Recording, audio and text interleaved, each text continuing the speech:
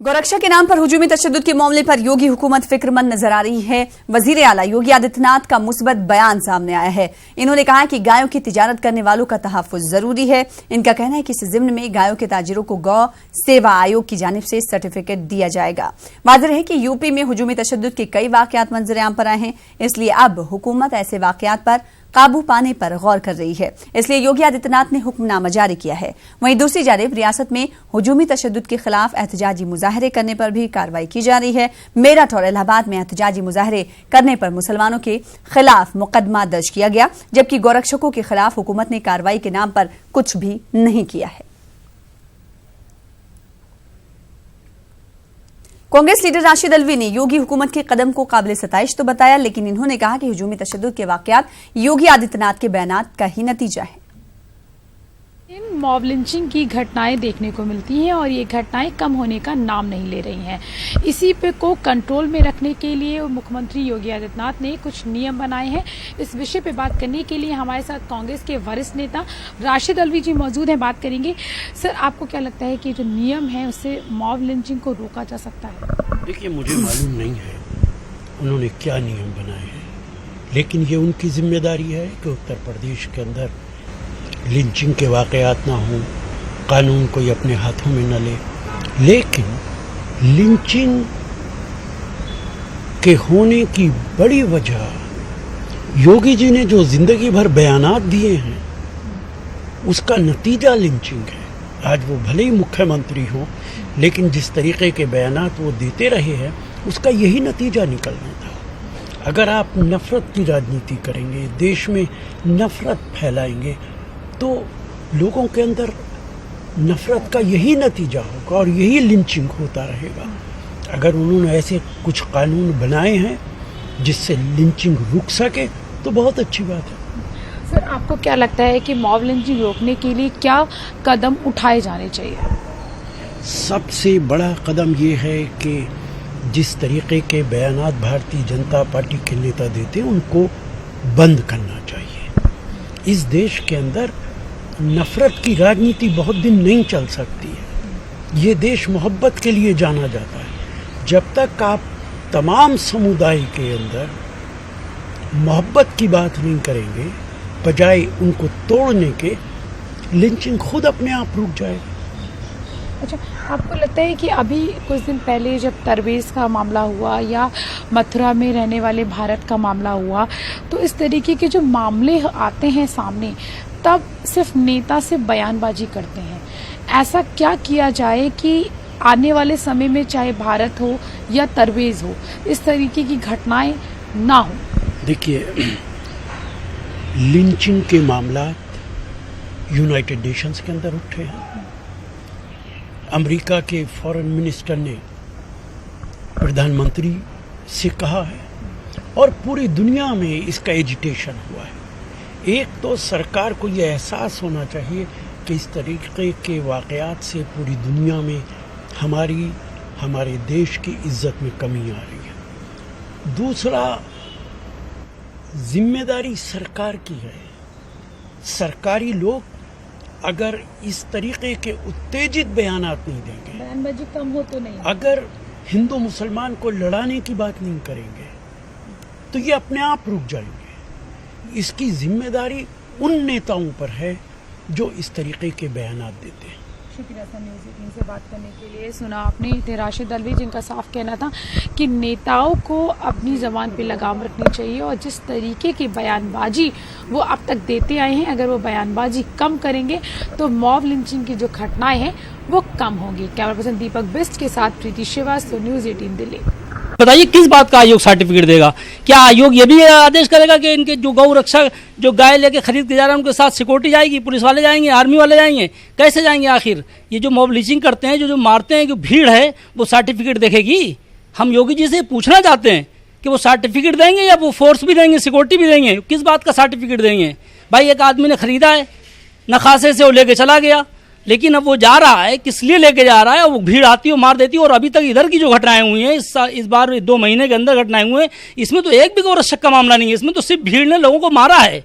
और इंतहा ये हो गई कि हम शराफत से, अमन से, शांति से अगर कहीं पर प्रदर्शन कर रहे हैं, मुजाहिरा कर रहे हैं, अपना एहतिजाज कर रहे हैं, तो उसको भी नहीं करने दिया जा रहा, उस पर भी पुलिस लाठीचार्ज करती है बुरी तरीके से। ये एक तरफा कार्रवाई आखिर किस बात का मतलब साजिश है, हम ये जानना चाहते हैं योगी जी से, और उत्तर प्रदेश सरकार से और केंद्रीय सरकार से भी जानना चाहते हैं कि आखिर क्या मामला है कि जो एक तरफा कार्रवाई करके मुसलमानों को आप खौफजदा कर रहे हैं। आप अच्छी तरह समझ लीजिए कि मुसलमान खौफजदा होने वाला नहीं है, मुसलमानों में एक आक्रोश पैदा हो रहा है, और ये अगर आक्रोश फूट गया तो देश में कुछ भी कहीं पर भी हो सकता है। ये सरकारों को समझना चाहिए और इस पर संजीदगी से गौर करना चाहिए।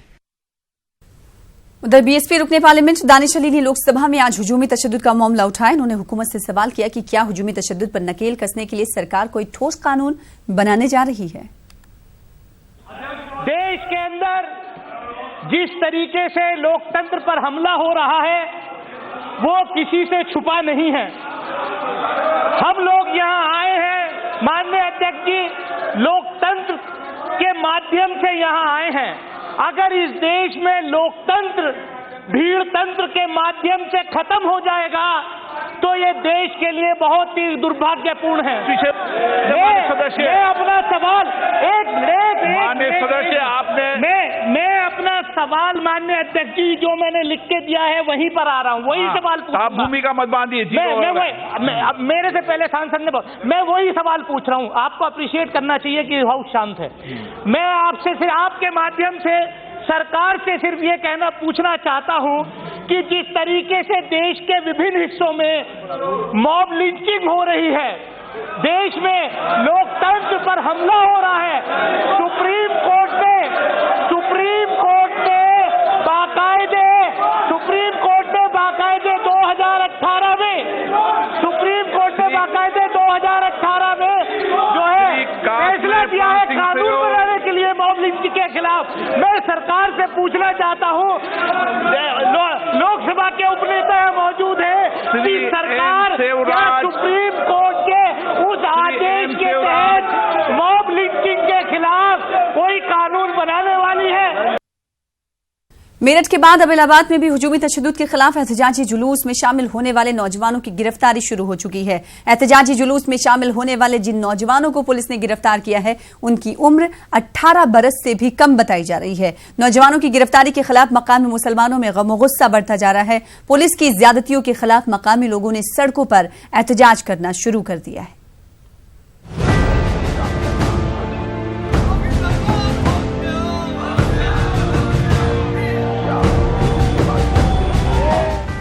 मेरठ के बाद इलाहाबाद में भी मुस्लिम नौजवानों की गिरफ्तारी। हुजूमी तशद्दुद के खिलाफ एहतजाज में शिरकत का शाखसाना। गिरफ्तारी के खिलाफ एहतजाज। जमहूरी तरीके से उठने वाली आवाजों को दबाने की कोशिश। मुसलमानों के साथ पुलिस का जानिबदाराना रवैया। कब तक चलेगी यूपी पुलिस की मनमानी। मेरठ के बाद अब इलाहाबाद में भी हुजूमी तशद्दुद के खिलाफ एहतजाज में शिरकत करने वाले नौजवानों की गिरफ्तारी शुरू हो चुकी है। गुज़िश्ता 26 जून को इलाहाबाद में हुजूमी तशद्दुद के खिलाफ मुसलमानों ने जबरदस्त एहतजाजी मुजाहिरा किया था। इस तरह के एहतजाजी मुजाहरे इलाहाबाद के अलावा आसपास के इलाकों में भी किए गए थे, लेकिन फूलपुर में निकाले जाने वाले एहतजाजी जुलूस के खिलाफ पुलिस ने सख्त कार्रवाई की है। जुलूस में शामिल कई नौजवानों को पुलिस ने उनके घरों से उठा लिया है। पुलिस उठाए गए नौजवानों के बारे में कोई जानकारी नहीं दे रही है। मानवाधिकार का खुलेआम उल्लंघन किया, और मानवाधिकार का एक नियम है कि जैसे ही किसी की गिरफ्तारी होती है 24 घंटे के अंदर उसको न्यायालय के लिए या तो आप चालान करिए और उनके परिजनों को सूचना दीजिए। 3-4 दिन गुजर गए, ना उनके परिजनों को बताया गया, ना ही उनको कहीं चालान किया गया। थाने में बैठा के उनका फिजिकली मेंटली हैरेसमेंट किया गया। मजलिस-ए-इत्तेहादुल मुस्लिमीन नौजवानों की गिरफ्तारी के खिलाफ एहतजाजी मुजाहिरे कर रही है। मस्जिद-ए-इत्तेहादुल मुस्लिमीन का कहना है कि उत्तर प्रदेश में जमहूरी तरीके से उठने वाली आवाज़ों को दबाने की कोशिश की जा रही है। MIM का कहना है कि अगर गिरफ्तार नौजवानों को फौरी तौर पर रिहा नहीं किया गया तो तंजीम सड़कों पर निकलकर एहतजाज करेगी। वहाँ पे लोग एहतजाज कर रहे थे, कैंडल मार्च निकाल रहे थे, लेकिन पुलिस वालों ने उनको एक खिलाफ बर्बरता करके उन नौजवानों को पकड़कर थाने के अंदर ठूंस दिया। जबकि हमारा संवैधानिक अधिकार है, हम एहतजाज कर सकते हैं, हम विरोध प्रदर्शन कर सकते हैं, लेकिन पुलिस हमारी संरक्षण करने के बजाय हमारे लोगों के ऊपर अत्याचार कर रही है, नौजवानों के अंदर भय पैदा कर रही है। तो इसका ऑल इंडिया मजलिस-ए-इत्तेहादुल मुस्लिमीन पुरजोर तरीके से विरोध करती है, मसम्मत करती है और हम इसकी लड़ाई सड़क से लेकर संसद तक लड़ेंगे इंशाअल्लाह ताला। जो भी इस तरह की पहली बात तो मॉब लिंचिंग पूरे हिंदुस्तान में बंद की जाए, और अगर मॉब लिंचिंग के ऊपर कोई आक्रोश और विरोध हो रहा है तो उसको जो दबाने का काम जो किया जा रहा है वो संविधान के एकदम खिलाफ है, और इसको जो है MIM पार्टी बर्दाश्त नहीं करेगी। इसके खिलाफ हम सड़कों पर बाकायदा जो है धरना प्रदर्शन करेंगे। ये हमारा जो है यहाँ का संविधान प्रदत्त अधिकार है, जिसको जो है कोई रोक नहीं सकता है। मकामी मुसलमानों की दलील है कि जमहूरी तरीके से एहतजाज करना इनका आईनी हक है। लोगों का इल्जाम है कि रियासती हुकूमत पुलिस के जरिए जमहूरी आवाज दबाने की कोशिश कर रही है। न्यूज़ 18 उर्दू के लिए इलाहाबाद से मुश्ताक आमिर की रिपोर्ट। टिकटॉक ऐप पर तबरेज अंसारी मॉब लिंचिंग से जुड़े वीडियो के खिलाफ मुंबई पुलिस की साइबर सेल ने नामालूम अफराद के खिलाफ मामला दर्ज किया है। वीडियो बनाने वालों ने वीडियो में धमकी भरे लफ्जों का इस्तेमाल किया है। टिकटॉक से भी ये वीडियो हटा लिया गया है। इससे जुड़े लोगों के अकाउंट भी बंद कर दिए गए हैं। मुंबई पुलिस के साइबर सेल का कहना है कि टिकटॉक के खिलाफ मामला दर्ज कर लिया गया है और वीडियो बनाने वालों की तलाश जारी है। 6 जुलाई 2019 और 8 जुलाई 2019 के बीच में 5 आरोपी ने जो झारखंड में मॉब लिंचिंग का इंसिडेंट हुआ था उसके ऊपर एक वीडियो तैयार किया और वो वीडियो सोशल मीडिया में वायरल करके सामाजिक सलोखा और शांतता भंग करने की प्रयत्न किया है। इसके ऊपर साइबर पुलिस स्टेशन ने गुना दाखिल किया है CR number 31/2019 under section 153A और 34 IPC, और इसका आगे का तपास साइबर पुलिस स्टेशन कर रही है। नागपुर की राष्ट्रीय संत तुकादोजी महाराज यूनिवर्सिटी में RSS की तारीख बढ़ाई जाएगी। BA के नए निसाब में एक सेक्शन RSS पर होगा। जराये के मुताबिक तीसरे सेक्शन में मुल्क की तामीर में RSS के किरदार पर तफसीली बाब होगा। पहले सेक्शन में कांग्रेस के कयाम, तर्ज सियासत, जवाहरलाल नेहरू और मुल्क की तरक्की पर, जबकि दूसरा सेक्शन अदम ताउन तहरीक और दिगर तहरीकों पर मुश्तमिल होगा।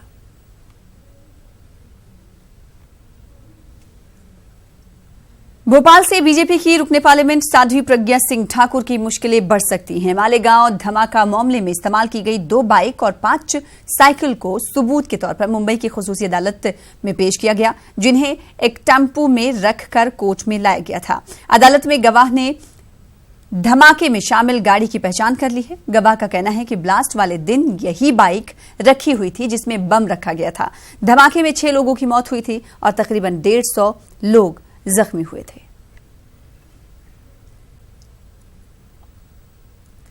मध्यप्रदेश की कमलनाथ हुकूमत ने रिजर्वेशन पर बड़ा दांव खेला है। निजी शोबे की नौकरियों में कांग्रेस की कमलनाथ हुकूमत मकामी लोगों को 70% रिजर्वेशन देने के लिए जल्द ही कानून लाने की तैयारी में है। आज असेंबली में एक सवाल पर कांग्रेस और बीजेपी अरकान असेंबली की नोक-झोंक के दरमियान वजीर आला कमलनाथ ने असेंबली को यह जानकारी दी। कमलनाथ ने कहा कि मध्यप्रदेश का गुजरात या मगरबी बंगाल से मुआवजा नहीं किया जा सकता, क्योंकि इन रियासतों में वहीं की जबानों में पेपर दिए जाते हैं। ये तो पहले दिन ही जिस दिन माननीय मुख्यमंत्री जी ने शपथ ली थी तभी कहा था कि मध्य प्रदेश में जो उद्योग लगेंगे उसमें 70% जो रोजगार का मौका है हमारे प्रदेश के बेरोजगारों को मिलना चाहिए। आपने माननीय मुख्यमंत्री जी जो सदन के नेता भी हैं उन्होंने स्पष्ट जवाब दिया कि कुछ कानूनी अड़चने हैं, पर हम कोई ऐसा रास्ता ढूंढ रहे हैं जहां मध्य प्रदेश के युवाओं के भविष्य के बारे में हम सब, और उन्होंने तो हमारे प्रतिपक्ष के साथियों से भी आह्वान किया मिल बैठ कर ऐसा रास्ता निकाले कि उन्हें ज्यादा प्रश्रय मिल सके और उनको उसमें फायदा हो। पार्लियामेंट में वज़ारत दाखिला का जम्मू कश्मीर में सिक्योरिटी सूरत हाल पर बयान आया है। बयान में कहा गया है कि जम्मू कश्मीर में सिक्योरिटी फोर्सेज के मौसर इक़दाम की वजह से सूरत हाल बेहतर हुई है। सर्जिकल स्ट्राइक के बाद दरअंदाजी में कमी आई है। दरअंदाजी में 43% तक की कमी दर्ज की गई है। वहीं मिलिटेंटों के हमलों में 28% की कमी दर्ज की गई है, जबकि मिलिटेंसी में शामिल होने के वाकयात 40% की कमी देखी जा रही है। दफा 370 और 35A के मामले पर वज़ारत दाखिला ने एक बार फिर गैर वाज़ेह जवाब दिया है। लोकसभा में नेशनल कॉन्फ्रेंस के सदर डॉक्टर फारूक अब्दुल्ला की जानिब से इस ज़िम्न में पूछे गए सवाल पर वज़ारत दाखिला ने अपना जवाब दिया। वज़ारत दाखिला ने कहा कि दफा 370 और 35A से जुड़े मामले अदालत में ज़ेर समाअत हैं। फारूक अब्दुल्ला ने सवाल किया था कि क्या दफा 370 और 35A को कमजोर करने की कोशिश हो रही है। वज़ारत दाखिला ने मज़कूरा दफात की तनसीख के ताल्लुक से कोई वाज़ेह जवाब नहीं दिया। एयर इंडिया की परवाजों में आब जमजम लाने के मामले पर एयर इंडिया ने अपनी सफाई पेश की है। इस ताल्लुक से एयर इंडिया ने ट्विटर पर माजरत करते हुए एक बयान जारी किया है, जिसमें कहा गया है कि एयर इंडिया की जद्दा हैदराबाद मुंबई परवाज नंबर AI1966 और जद्दा से कोचिन के दरमियान चलने वाली परवाज AI1964 पर हाजी अब आब जमजम ला सकेंगे। ख्याल रहे कि न्यूज 18 उर्दू ने कल इस खबर को नशर किया था, जिसके बाद एयर इंडिया ने छोटे जहाजों पर आब जमजम लाने की पाबंदी को हटा दिया और माफीनामा भी जारी किया है। आज के इस दौर में अस्पताल का नाम भी लिया जाए तो सबसे पहले डॉक्टर की मोटी फीस जहन में आती है। डॉक्टर की फीस अदा करने से कासिर कई ऐसे गरीब मरीज होते हैं जो मर्ज की तकलीफ और दर्द बर्दाश्त करते हैं, लेकिन महाराष्ट्र के अमरावती में एक ऐसा डॉक्टर है जो गरीब मरीजों के दर्द को अपना दर्द समझता है और खिदमत खल्क के जज्बे से गुज़िश्ता 20 सालों से मरीजों की खिदमत कर रहा है। आपने डॉक्टर तो बहुत देखे होंगे, लेकिन बहुत कम ऐसे डॉक्टर्स हैं जो कि खिदमत खल्क को ही अपना शेवा बनाते हैं। इनमें से ही एक अमरावती के डॉक्टर सैयद अबरार हैं, जिनकी बेलौस खिदमत के चर्चे पूरे विदर्भ में हैं। डॉक्टर सैयद अबरार एक डेंटिस्ट हैं जो कि अमरावती में गुज़िश्ता 20 वर्षों से तिब्बी खिदमत अंजाम दे रहे हैं। महज 20 रुपये फीस में डॉक्टर अबरार दांतों का इलाज करते हैं और उस पर भी अगर कोई गरीब मरीज 20 रुपये फीस देने की इस्तेदाद नहीं रखता तो ऐसे मरीज का इलाज डॉक्टर अबरार मुफ्त में करते हैं। ये डॉक्टर साहब जो है ना हमारे लिए देवता बन के आ गए हैं। यहाँ पे जो भी पेशेंट आते हैं खुश होके जाते हैं और जिनके पास फीस के पैसे नहीं रहते वो भी डॉक्टर साहब पर वापस देते हैं उनको। इस टाइप के डॉक्टर साहब है। कैसा है, मैं तो परतवाड़ा से आया हूँ, यहाँ पे दूर दूर से लोग आते हैं और किसी भी धर्म का भेदभाव नहीं है और ऐसा ज़रूरी नहीं समझते हो कि भाई ये कौन है और वो कौन है। और हम 20 साल से तकरीबन इनको जानते हैं और कई लोग आते हैं और इनकी तारीफ करते हैं। ऐसे डॉक्टर बहुत मुश्किल से मिलते हैं। ये सबसे अच्छी हमारे लिए बात होती है कि हमारे शहर में ऐसे डॉक्टर हैं। डॉक्टर अबरार के इस खिदमत खल्क के जज्बे को देखते हुए उन्हें कौमी सतह की कई अवार्ड से नवाजा जा चुका है। मरीजों की खिदमत में डॉक्टर अबरार इतने मसरूफ रहते हैं कि कई बार एजाजी तकरीबात में शिरकत तक नहीं कर पाते। डॉक्टर अबरार का मानना यही है कि खिदमत खल्क बहुत बड़ी इबादत है और अल्लाह ने इंसान को इबादत के लिए ही पैदा किया है। लोगों का दर्द मिटाकर बड़ी खुशी होती है। ऐसा लगता है कि हम कहीं ना कहीं समाज में इंसानियत में किसी के काम आ रहे हैं। किसी के काम में आना यही इंसानियत है, यही इंसानियत धर्म है। अगर हम किसी काम में आते हैं और किसी इंसान की खिदमत करते हैं तो सबसे बड़ी खिदमत यही है। इससे अल्लाह भी राज़ी है, अल्लाह भी खुश है और ज़मीन के बंदे भी खुश है। डॉक्टर सैयद अबरार की मुख्तलिफ हल्कों से बेहद सताइश की जाती रही है। शोबा खिदमत खल्क में खिदमत अंजाम देने वाली तंजीमें भी डॉक्टर अबरार की खिदमत को इंसानियत के हक में नाकाबिले फरामोश खिदमत मान रहे हैं। हम देख रहे हैं डॉक्टर साहब एक खिदमत अंजाम दे रहे हैं और ये खिदमत खल्क है और खिदमत खल्क की इबादत है और डॉक्टर साहब और डॉक्टरों के लिए एक मिसाल है। आज के इस दौर में जहां डॉक्टर्स की फीस और महंगी दवाई से आवाम बेहद परेशान है, वहीं अमरावती के डॉक्टर अबरार कम फीस के साथ मरीजों को जेनेरिक दवाई ही लिखते हैं और डॉक्टर अबरार का ये खिदमत का जज्बा काबिले सताइश है, काबिले तारीफ है और उन डॉक्टर्स के लिए मिशल राह जो कि अपने पेशे को सिर्फ कमाई का जरिया समझते हैं। न्यूज 18 उर्दू के लिए अमरावती से कमर काजी की रिपोर्ट। दिल्ली के हौस काजी में शोभा यात्रा के दौरान मुसलमानों ने भी यात्रा में शिरकत करके कौमी यकजहती की मिसाल कायम की है। वहीं यात्रा में शामिल हिंदू भाइयों के लिए आमने कमेटी की जानिब से नाश्ता और पानी का भी इंतजाम किया गया था। विश्व हिंदू परिषद शोभा यात्रा निकाल रहा है जो दुर्गा मंदिर में मूर्तियों के साथ तोड़फोड़ हुई थी, उसके बाद आज पुनर्स्थापना की जा रही है। उसी के चलते जो अमन कमेटी है वो यहाँ शोभा यात्रा का स्वागत करने के लिए खड़ी हुई है। हमारे साथ बातचीत करने के सिद्दीकी साहब आप शोभा यात्रा का खुद स्वागत कर रहे हैं, क्या एक संदेश देना चाहते हैं? ये संदेश देना चाहिए कि जो भी त्यौहार होता है हम एक दूसरे के साथ इसी तरह वो जो है ना एक दूसरे की इज्जत करें और एक दूसरे के साथ मिलजुल करके जो है उस त्यौहार को मनाएं। ये यात्रा जो है ये एक अच्छी इन्होंने यात्रा निकाली है और ये इस वक्त हमारे लिए अच्छा पैगाम है कि हम ये पैगाम पहुँचाएँ कि मुसलमान भाई जो हैं वो किस तरीके से हिंदू भाइयों का स्वागत करते हैं। देखिए हम हिंदू धर्म के जितने भी मंदिर हैं जो है गुरुद्वारे हैं या गिरजाघर हैं, हम सबकी इज्जत वो करते हैं, एहतराम करते हैं। हम सबको अच्छी सोच हमारी है, हमारी अच्छी सोच जो है वही आज हमारे काम आ रही है। जब यहाँ से रामलीला तो निकलती है, रोज़ाना निकलती थी वहाँ से हौस काजी से, राम बारात जो है वो लाल कुएं से निकलती है और हम इसी तरह उसका भी स्वागत करते हैं। और वो रामलीला की जो कमेटी है वो भी हम लोगों को बुलाती है, वो हमारा स्वागत करती है। तो एक दूसरे से हमें एक दूसरे के त्योहारों पर एक दूसरे से मिल करके हम जो है त्यौहार मनाते हैं। और हम यही पैगाम देना चाहते हैं सबको, अगर कोई ऐसा वाक़या हो जाए तो बड़े लोगों को चाहिए कि आपस में मिलजुल करके उस मामले को हल कर लेना चाहिए। अनु के साथ पवन गौर, दिल्ली।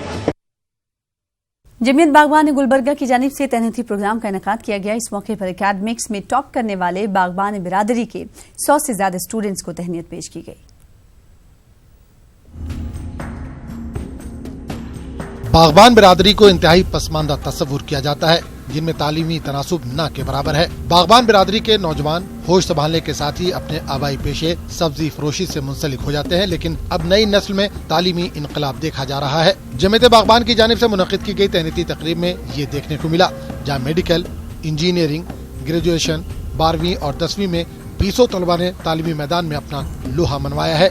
81% आया है। मैं BSc एग्रीकल्चर करना चाहता हूँ क्योंकि मैं जमात बागवान से हूँ और हमारे तमाम बागवान ग्रुप को बताना चाहता हूँ कि किस तरह से एग्रीकल्चर करा जाता है और तरकारी वेजिटेबल से किस तरह से ये होता है। और तमाम बहुत सारे ये कंपनी कॉर्पोरेशन के ये कर रहे हैं, मैं भी करना चाहता हूँ। मेडिकल प्रोफेशन में क्या है, आप पैसे के लिए नहीं करते, वो हर किसी के खुशी के लिए आप करना चाहते हैं, हर किसी की मदद के लिए। और ये ऐसा है कि आप कभी भी ख़त्म नहीं होने वाला है, आप कभी भी इससे रिटायर नहीं हो सकते, हमेशा आप हर किसी की सेवा कर सकते हैं, कौन सी भी एज में रहो आप।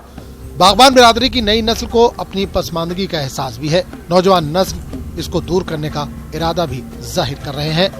ये चाहूँगा कि सारे बागवान के जमात में बच्चे जो है मेडिकल फील्ड चूज़ करें, क्योंकि ये एक ऐसी फील्ड है जहाँ अल्लाह ताला माल भी देता है, नेकिया भी देता है और